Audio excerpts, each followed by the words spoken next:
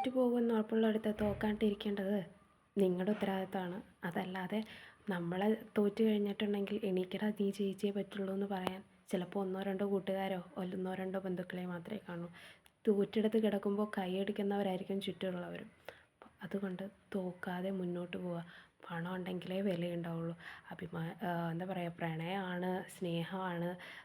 സ്നേഹം ഉണ്ടെങ്കിൽ പട്ടിണിയാണെങ്കിലും ജീവിക്കാം.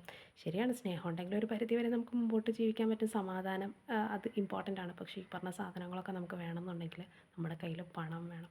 അപ്പോൾ പണം ഉണ്ടാക്കാൻ നല്ല രീതിക്ക് മുന്നോട്ട് പോകുമ്പോഴത്തേക്കും ഒത്തിരി കുറ്റപ്പെടുത്തലുകൾ, അതല്ലെങ്കിൽ ഒത്തിരി എന്താ പറയുക, നിന്നെക്കൊണ്ടൊന്നും നടക്കില്ല, നീ ഒരു കാലത്തും രക്ഷപ്പെടുകയില്ല, പഠിക്കാൻ മാത്രമേ നിനക്കറിയുള്ളൂ, അല്ലെങ്കിൽ നീ എന്താ പറയുക ഒരിക്കലും ഗതി പിടിക്കില്ല, നീ എന്തോന്ന് അതിറങ്ങുന്നത്, എന്തായാലും പൊട്ടും, എടാ അതൊന്നും ഇവിടെ നടക്കില്ല. നിങ്ങൾ പ്രോപ്പറായിട്ട് റിസർച്ച് ചെയ്തിട്ടുണ്ടോ? എങ്കിൽ ഈ പറഞ്ഞ അഭിപ്രായങ്ങളൊന്നും നിങ്ങൾ കേൾക്കണ്ട. നിങ്ങൾക്ക് പറ്റും എന്ന് നിങ്ങൾക്ക് ഉറപ്പുണ്ടെങ്കിൽ നിങ്ങൾ ചെയ്യുക.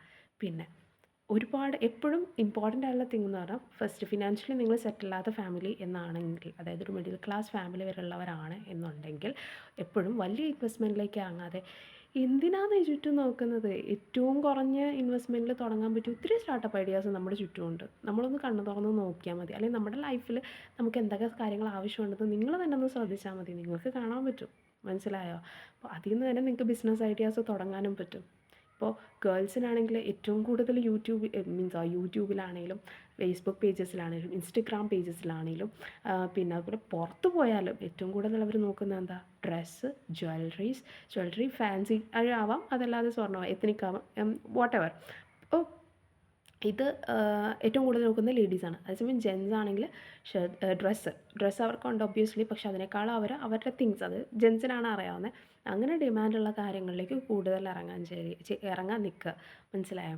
ഇപ്പോൾ നിങ്ങൾ കാണുന്നുണ്ടാവും കൂടുതലും ഓൺലൈൻ ബൂട്ടീക്കുകൾ, പിന്നെ അതുപോലെ തന്നെ ഓൺലൈൻ ജ്വൽ സ്റ്റോഴ്സ്, ഇങ്ങനെയൊക്കെ നിങ്ങൾ കണ്ടിട്ടുണ്ടാവും. ഫാൻസി സ്റ്റോഴ്സും കാര്യങ്ങളും ഇതെല്ലാം.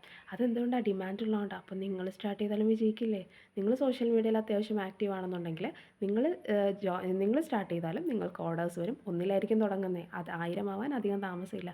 വിജയിക്കുമെന്ന് ഉറപ്പുണ്ടെങ്കിൽ ധൈര്യമായിട്ട് മുമ്പോട്ട് പോക്കോ.